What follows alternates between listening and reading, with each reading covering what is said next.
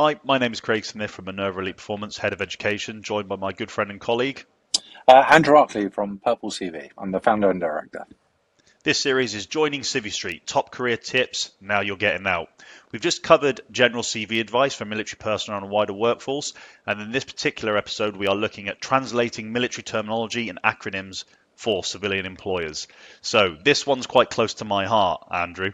The amount of conversations I've had with military personnel where I just have the Hello Darkness, my old friend playing in my head when they start dropping acronyms at me like I know what they're talking about. And Uh, what panics me about that is I think, are you doing this in interviews? Because yeah, that HR director doesn't know what you're talking about. So I suppose the first question is, how dangerous is it to just rely on the fact the reader knows what these three-letter acronyms mean? yeah. No, that's a great question. And, by not explaining or elaborating on an acronym, which a prospective employer doesn't understand, means that they can't understand the narrative of that sentence, and therefore your experience. So, assuming that people know jargon or acronyms that you're going to put on your CV is a mistake, which you don't want to make. And it's quite difficult, I suppose, for military personnel because, I don't want to use the word institutionalized, but if you join at 16 and, you're in your early 40s or late 30s and you're now getting out, you assume Mm, everyone talks like that. You assume everyone, if you drop a three-letter acronym and everyone knows what you're talking about in every room you've ever been in, I suppose exactly. you're conditioned to that. So, yeah, just changing that mindset is quite valuable. Yeah, absolutely. I guess just a quick tip there, before you send out your CV, give it to a friend who's non-military or Yeah. anybody who's non-military and say, look, do you actually understand what I'm trying to say here? Yeah, get some feedback.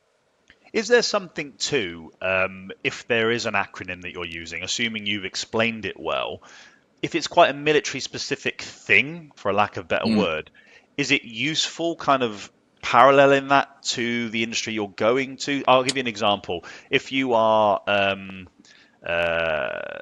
in charge of people in hostile environments, do you say that or do you put, work in critical conditions with high consequences? Do you know what I'm trying to ask there?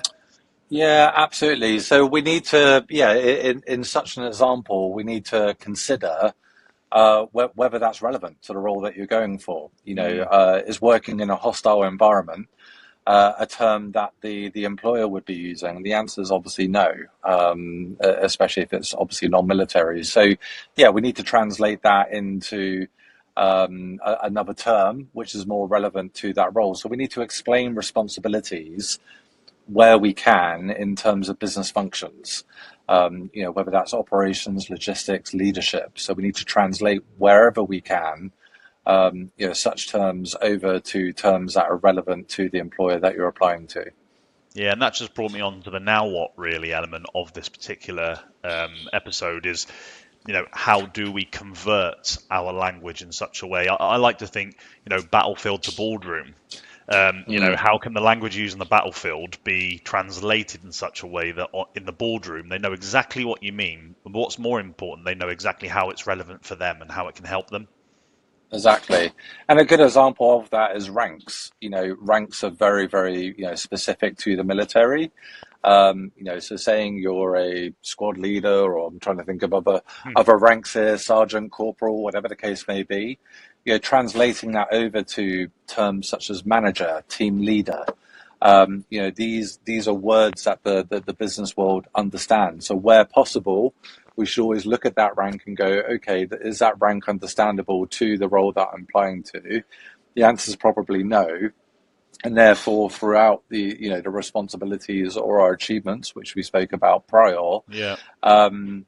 we can dot in the words such as manager, team leader, because these are translatable to the civvy, to the civvy world. Yeah, and it's interesting if anyone from the military community is watching this thinking, what, you don't know what the ranks are? No, we don't. And people like us that will be reading your CV also don't. Hence, the No, important, the ownership is on yourselves to make sure that the reader understands exactly who it is that they could be, employing and what you could bring to the team. Um, Andrew, thank you. That's an important question, and I'm glad we got that one done. And yeah, Join us on our next episode where we talk about optimizing LinkedIn as a serving member or veteran of the armed forces community.